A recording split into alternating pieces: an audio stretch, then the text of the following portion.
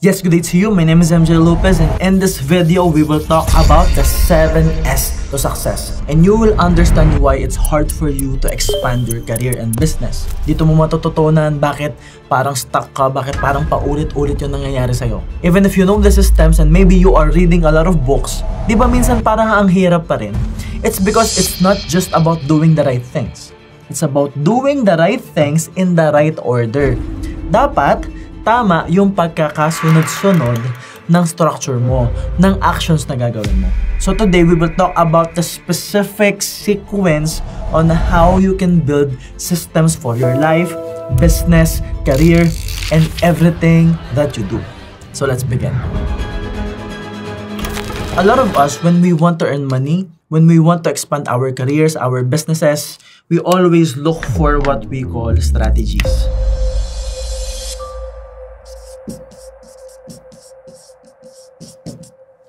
And the thing is, the strategies that you are trying to apply right now and you will apply in the future, malamang sa malamang galing yan sa magaling na negosyante or magaling na mentor or influencer or author. Nabasa mo sa isang libro. Pero nagtataka ka, bakit kahit anong gawin mo doon sa strategy na effective naman sa iba, hindi tumatalab sa'yo. I want you to remember that 99% of the time, the strategies won't work in the beginning. For the strategies to work, you need repetition because repetition is the mother of skill. It will take a lot of skill for you to apply the strategy. But the problem is, pag gipit na tayo, kailangan natin ng pera because, hear me out, mataas ang chance na gusto nating magbago kapag sobrang hindi na tayo okay, kapag bigat na tayo, kapag dapang-dapa na tayo. Most of the time, we are looking for the strategies because there's an urgency. So it's contradicting. Kasi nga, para malaman mo kung effective talaga yung strategy, you need repetition. Pero nagmamadali kang magkaroon ng resulta. So what will happen is when we apply the strategies, it will not work in the beginning. So magkakaroon tayo ng kwento na hindi siya effective, na hindi siya maganda, na hindi siya totoo, or hindi siya tumatalob sa'yo. So the stories will give you a certain emotion. Do it over and over, it will become a belief. Pwedeng because of the story, you will blame the mentor or other people. You will blame the information na kesyo sinungaling sila, hindi tumatalab yung strategies, and all those bullshit. Or maybe, you will blame yourself and tell yourself, hindi to para sa akin, hindi kasi ako magaling. Maybe your stories will involve a poor self-image.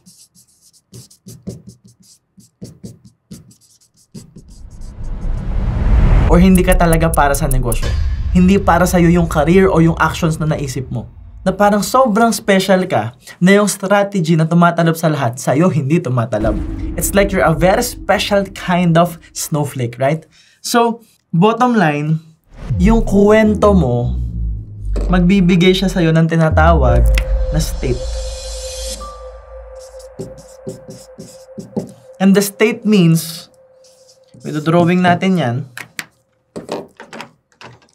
it's your mind, your mental state, your heart, your emotional state, or your physical state.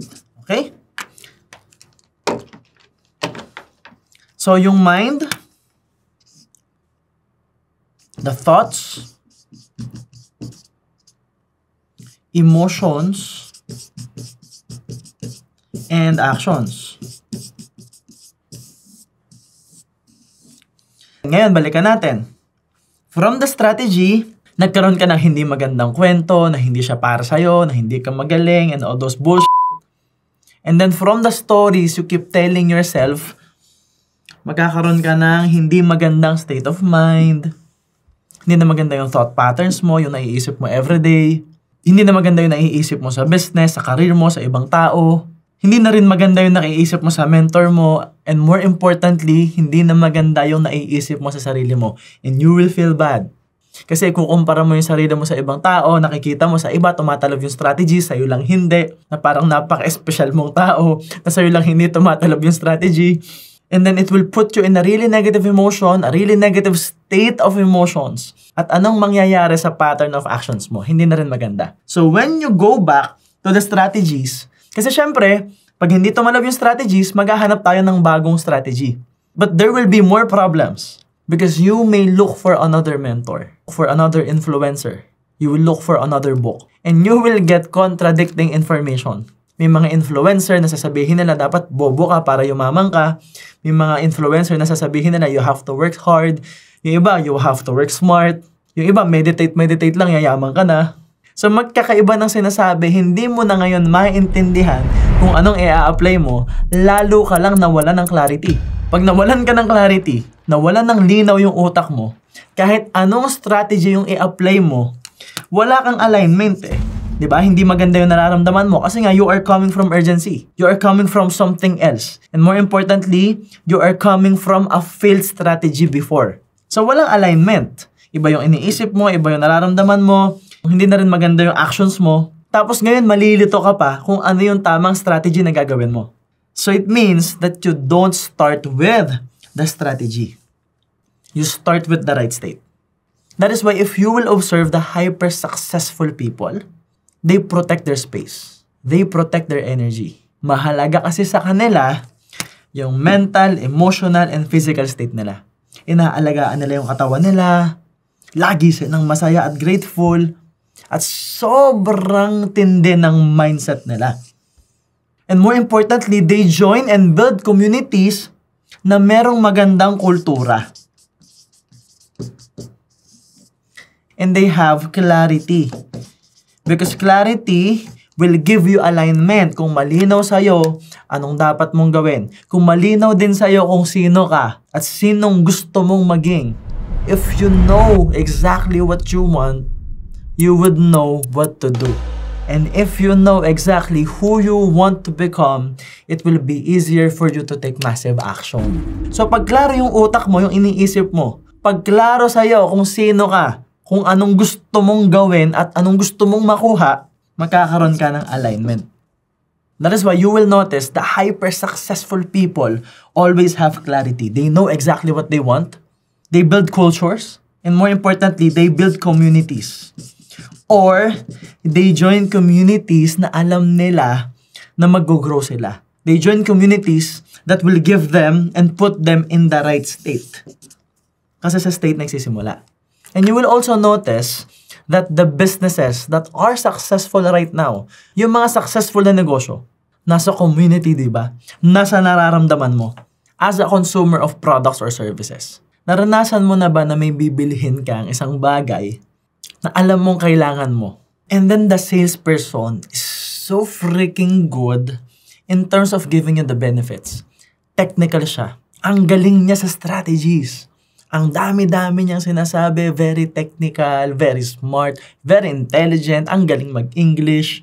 Nabugbog ka ngayon sa sobrang daming information at alam mong kailangan mo yung product. Alam mo rin na maganda yung product according sa sinasabi niya. Practical yung product, afford mo yung product, at practical yung product, magagamit mo. Pero hindi mo binili. Kahit alam mo kailangan mo, hindi mo pa rin binili, di ba? Pero naranasan mo na rin ba as a consumer, hindi mo kailangan yung product. Hindi practical yung product. Pwedeng hindi mo afford. Hindi siya kailangan bilhin ngayon. Pero dahil sobrang saya ng salesperson, ang sarap niyang kausap, nag-enjoy ka, ang ganda ng culture ng company, naramdaman mong welcome ka sa space nila, at parang ang sarap bumalik na sa place. Di ba bumili ka? So it's not about the strategy.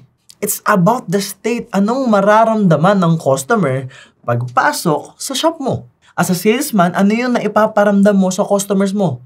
Same goes if you are a businessman, if you are in sales. Or maybe you are a content creator. Maybe you are doing marketing. Naalala mo ba yung video na sobrang technical ka, nagsulat ka pa ng script, binasa-basa mo, ang galing ng pagkaka-English mo. Maliban sa hindi nag-trending, wala kang naging benta. Pero meron tayong mga videos na biglaan lang nating sinut. Patatas pa yung pagkakashoot natin. Hindi maganda yung lighting, hindi maganda yung makeup mo, walang script, in-enjoy mo lang yung proseso. Pwedeng hindi sobrang dami yung views, pero ang dami mong benta. At pwedeng mag-trending yung video kasi nararamdaman ka ng mga tao.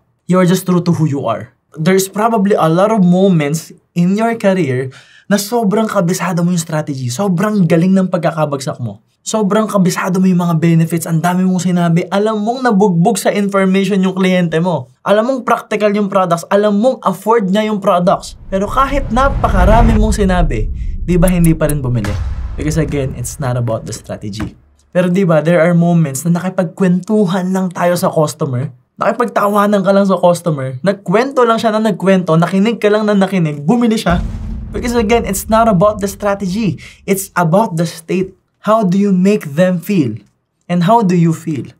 So, ibig sabihin, in a business, kahit salpakan mo ng strategy yung mga tao mo, yung mga employees mo, yung organization mo, hindi siya tatalab kung walang clarity yung mga tao, kung hindi maganda yung state ng mga tao, kung hindi maganda yung culture ng company mo. So, you always have to start with the right state. So again, ang topic natin is the 7S. Ito yung unang 3 S. Drawing ko sa inyo.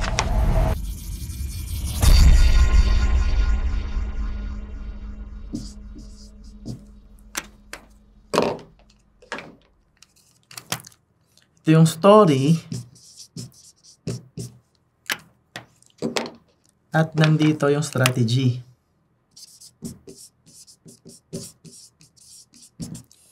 So, kaya pala tayo nagfa-fail, kaya pala tayo stuck, nagsisimula tayo lagi sa step 3. Or baka nagsimula ka sa step 2 na ang dami-dami mong kwento, ang dami-dami mong chismis, ang dami mong negative na iniisip, especially about yourself.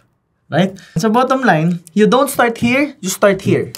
So, from the state, klaro, meron kang clarity. Align yung mind, heart, and body mo. Kung ano yung iniisip mo, nararamdaman ng puso mo, ina-action na ng katawan mo. You believe in yourself. You are in the best community right now. You are in a really good mental, emotional, and physical state. Siyempre, magiging maganda yung kwento mo. Pag maganda yung kwento mo, maganda yung sinasabi mo sa sarili mo, o yung kwento sa utak mo is all about the vision and the good things that will happen today. Even without the strategy, it will work. At lahat ng strategy i-a-apply mo, gagana. So now, you are not coming from urgency na kailangan magkaroon ng resulta. It's all about finding the best strategies because for some reason, every strategy is working now. Because again, you are in the right state. So this is the first 3S. So pag nandito ka na sa 3S, the next thing is what we call structures. Kasi hinahanap na natin ano yung tamang strategy, di ba?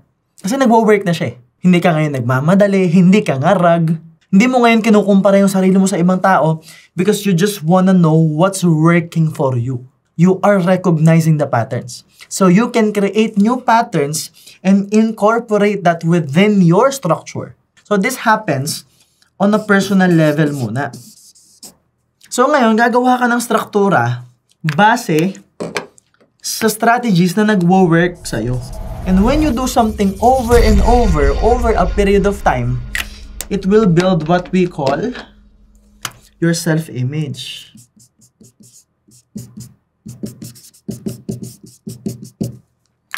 Now, gaano kahalaga yung self-image? And this may be another reason why we feel stuck right now, especially in our career or businesses, no?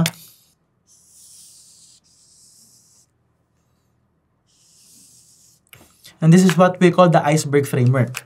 So, the tip of the iceberg, yung nakikita nyo dyan, represents the results, success,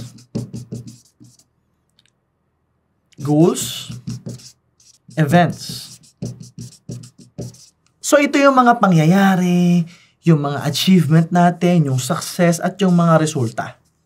And syempre, most of the time, yan lang yung nakikita natin sa social media. Yan yung nakikita natin sa ibang tao. Kaya nga lagi natin kinukumpara yung sarili natin, di ba? So these are the things that we want. We want to create results. We want great things to happen. We want events. We want to achieve our goals. We want to be successful. That's why you are watching this video. 7S to success. Obviously, you want to be successful, di ba? But you have to understand na underneath the success, underneath the results, there's what we call actions and behavior. So basically, yung mga pangyayari, yung mga ganap, what's happening in your life right now is a byproduct of your behavior. How do you behave during a moment of success? Are you complacent? Baka kaya hindi ka yumayaman sa career mo. Nakabenta ka lang ng isa, titigil ka na. Nakabenta ka lang ng dalawa, complacent ka na. Nakakain ka lang maghapon, okay ka na. Tapos magtataka ka pa ulit-ulit. Because that's how you behave. How do you act if you are struggling right now? Naninisi ka ba ng ibang tao? Sumasama ba ugali mo? Nagiging toxic ka ba kapag hindi ka okay? Ikaw ang nakakaalam niyan. At dyan mo malalaman ang totoong ugali ng isang tao. Number 1, kapag dapang-dapa na sila. Kapag sagad na sila. Halos wala nang makain, gutom na, broken-hearted, nag-overthink, sobrang nagwo-worry, sobrang gulo ng isip nila, diyan lumalabas ang ugali ng isang tao. How do they act if they are facing challenges and struggles right now? Especially sagad na sagad, dapang-dapa. If the person is sikat, trending, having a lot of sales, maraming pera, if they are in a moment of success, how do they act? How do they behave? Yumayabang ba sila? Yung pera ba nila napupunta sa ulo? Nagiging bully ba sila? Nagiging mapanglait ba sila? Nagiging judgmental ba sila? Feeling ba nila alam na nilang lahat? And this is actually a good way for you to understand yourself as well. Dito mo malalaman kung kaya mo talagang i-handle yung pinnacle ng success na gustong-gusto mong makuha. Because if you're gonna be honest with yourself, how do you act? How do you behave? How do you show up? And of course, pwede nating pilitin yung actions natin eh. Pwede nating pilitin yung behavior natin. At pwede tayo makapag-create ng results. Pwedeng mangyari yung mga bagay na gusto natin. Pero bakit hindi natin masustain? Di ba? Bakit may mga taong yumayaman pero bumabagsak? Kasi pwedeng pilit yung actions. Pilit yung behavior. Kaya kahit yumaman ka, ubos ka, burnt out ka. Because underneath the actions and behaviors, there's what we call self-image or identity.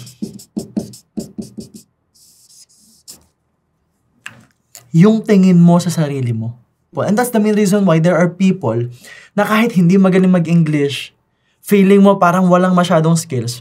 Pero dahil sa belief nila na magaling silang magbenta, totoo nga, ang dami nilang benta. May mga taong lagi nilang sinasabing, maaga ako gumigising, responsable akong tao. Totoo nga, yun ang nagmamanifest, yun ang nangyayari. May mga tao na hindi naman sobrang talino, hindi naman sobrang galing sa strategies, pero paulit-ulit lumalabas sa bibig nila, magaling ako sa pera. Magaling ako mag-handle ng pera. At some point nangyayari. Right? It's because that's how they look at themselves. Let's be real. Sa inuman na magtotropa, may isa dyan na hindi kagwapuhan, na quite probably pinagtatawanan at binubuli ng tropa. Pero yung language niya, magaling ako sa babae. Habulin ako ng babae. Tapos nakakatawa pa yung pagmumukha niya. At some point, totoong nangyayari. Kahit hindi siya yung pinakagwapo, siya yung habulin ng babae. Why? Kasi yun ang tingin niya sa sarili niya. Now here's the reality. A lot of people sobrang babaw ng tingin sa success. Pilit yung actions, pilit yung behaviors, kaya parang may nakuhang konting goals, nagkakotse na batak, nagkapera na wala, nagkabahay na remata, nagnegosyo ulit nagsara. Nag-top earner, wala namang earner, top lang. Ang dami niyan sa iba't ibang industriya. If you're gonna be honest with yourself, there are a lot of financial advisors na wala namang pera. And most of them have the title MDRT. Pero pera. Lalong marami niyan sa network marketing. Sa dashboard nila, million yung income. Pero ba't walang hawak na pera? Sa real estate, ganyan din. Millions yung sales. Millions yung nasa layout. Millions yung nasa cheque. Ang laki ng komisyon. So the longest journey in your career, in your business, in entrepreneurship, is not trying to climb to success. It's not the achievement. It's not the goals. It's changing your self-image. Ito yung pinakamahirap. Yung i-develop mo yung tingin mo sa sarili mo. Yung babaguhin mo yung tingin mo sa sarili mo. So the bigger question here is paano ba magbabago yung self-image natin? Magbabago yan through what we call structure of living. And I want you to highlight the word structure. And I call this the blueprint. Kaya nga, if you wanna be successful, you have to have a success blueprint. So if we will go back to the 7S, from the state, you will have a better story, which will then build your beliefs. Hear me out. And then we will incorporate tools and strategies. So we will now then create more results using strategies. Kasi nga, again, nasa magandang state ka na. At maganda na yung sinasabi mo sa sarili mo. Maganda na yung kwento mo. We will build structures so that you can then build your self-image. So yung kwento mo, sasamahan natin ng resulta. Gawin natin siya paulit-ulit through structures, through having a blueprint. Doon mo mababago yung tingin mo sa sarili mo. Pag nagbago na yung tingin mo sa sarili mo, everything will be automatic. Here's the best part. After developing your self-image, you can now go back to getting more knowledge and wisdom. Kasi align ka na eh. Maganda na yung tingin mo sa sarili mo eh. So ready ka na sa mas malalim na psychology. You are now ready to dig deep. And that's what we call self-mastery. And self-mastery means that you can handle your state. Hindi ka na nakadepende sa culture. Ikaw na yung nagbe-build ng kultura. Dala-dala mo na yung kultura kahit nasan ka. That's self-mastery. Like, sino ba yung mga taong miserable? Yung mga taong hindi kayang baguhin yung sarili nila. Yung mga taong hindi maka-move on, hindi maka-move forward. Kalimitan, sila yung miserable yung buhay. Sino yung mga taong kahit papano nakaka-move forward? Yung mga taong kayang magbago. Pero sino yung mga taong yumayaman? Yung mga taong kaya nilang i-handle yung emotions nila, kaya nilang baguhin yung state nila sa isang iglap. They have full control. That's self-mastery.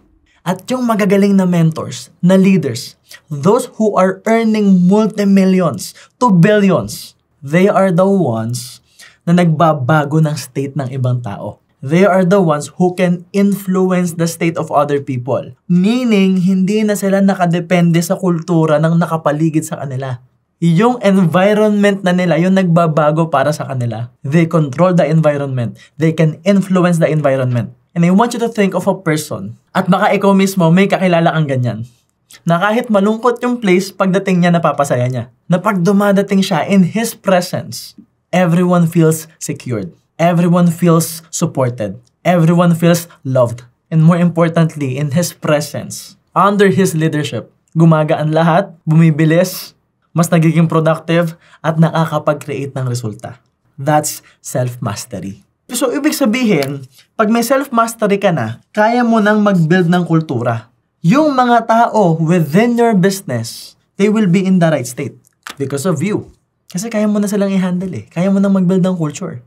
Na-master mo na sarili mo eh. Kaya mo nang i-handle yung mga problema ng business. Kaya mo nang mag-solve ng problema because you have self-mastery. If you are running and operating a business right now, if you have self-mastery, you can build cultures for your clients na mararamdaman ng kliyente na sobrang welcome sila, na ang saya-saya pumunta sa shop mo because your employees are in the right state. Na lahat ng pumupunta sa business mo, bumibili sa'yo, nagiging aligned sila. Nagkakaroon sila ng clarity. And they are now building stories. And those stories are something that they will tell to other people. Which would mean referrals. Doon lalaganap yan. And that's actually the best strategy. Tumupad ka sa usapan. Dapat may integrity ka. Dapat maganda products mo. So that your clients will share their story. Will share their experience. That's the best strategy. And from there, you build a structure para lahat ng tao under your organization, your employees, your business, habang tumatagal na nakakasama ka nila, gumaganda yung tingin nila sa sarili nila. Mas nagtitiwala sila sa sarili nila. It's because look, kung ikaw customer, gusto mo bang bumili sa isang business na walang pake sa'yo yung mga tao? Hinuhusgahan ka ng mga tao? Hindi naniniwala sa'yo yung mga tao? If you are an employee, if you are an aspiring leader, mag-i-stay ka ba sa isang organization, sa isang team, na walang tiwala sa'yo yung mga tao sa paligid mo, na hindi ka pwedeng mag-open, na hindi ka pwedeng mangarap, na sobrang toxic? Diba hindi? Kasi within that space, hindi nagiging maganda yung tingin mo sa sarili mo. But if you are a client, if you are a customer, a consumer, pumunta sa shop, bumili sa isang business, sumuporta sa isang business na every time bibili ka, nararamdaman mo yung kultura, nararamdaman mong may tiwala sila sa'yo, nararamdaman mong naniniwala sila sa'yo, nararamdaman mong masaya sila na bumili ka. If you are an aspiring entrepreneur, an aspiring leader, a creative, a salesman, if you are an employee, if you are part of an organization or team, ang sarap sa feeling na maganda yung kultura, na sinusuportahan nyo yung isa't isa, na naisa-celebrate nyo yung wins ng bawat isa. An organization, a community where you can open your heart to possibilities, where you can try and make mistakes and no one will judge you for that. Actually, when you try, make mistakes and do it over, people will admire you more. That's the kind of culture that you want. Pag ganyan ang kultura, di ba magstay ka? It's not about the money, it's about the culture. It's about your identity within your community. Ano yung nagiging tingin mo sa sarili mo? Ano yung nade-develop sa'yo kapag nandun ka sa space na yon? And once you understand the psychology of why do people do what they do, that will be self-mastery. Apply all this, you will have self-mastery. At kapag meron ka na yan, you can now build cultures. It's that time where you can build systems. So, dyan ka na magiging multi-millionaire. A system where you can help other people be in the right state and then build better stories so everyone can see the possibilities, so everyone can see the vision, and then you will incorporate effective tools, use structures, so everyone will work on that vision, on the common goal, while they are developing who they are. So everyone can have self-mastery. Imagine an organization like that. Imagine a business like that. And this is the 7S to success. And this is exactly what I will teach you in Ultimate Mastery. And I'm pretty sure na narinig nyo na yung Success Blueprint. Right? This is the most affordable course that we have. When you purchase this, you will get 90 days access. But I have a better offer for you. It's actually a lot more expensive than Success Blueprint, but you will get 1,000 times more value because you will get 1 year access to everything. What's everything? Itong sistema na to. Because in Success Blueprint, you will master state, story, and strategy. And then build the blueprint so you can have a better self-image. That's Success Blueprint. But self-mastery is so much deeper.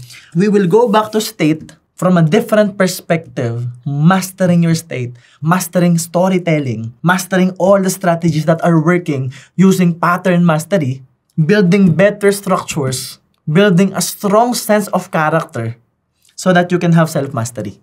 Plus, in Ultimate Mastery, you will also get access to 10 powerful skills which are pure strategies na magagamit nyo sa businesses nyo, sa career nyo. And once you have self-mastery, which is this one, right here, once you have that, once you build self-mastery within your system, you are now ready to expand your business. I have a student named John and Jenna. Nag-start kami ng self-mastery 2022. Ilan lang silang tinuruan ko. 2024, they are able to produce 747 million sales. Right now, as I film this video, they already produced 1 billion sales. Hindi pa po tapos ang taon. And we are bound to produce 1.5 billion sales this year because of Ultimate Mastery, because of this.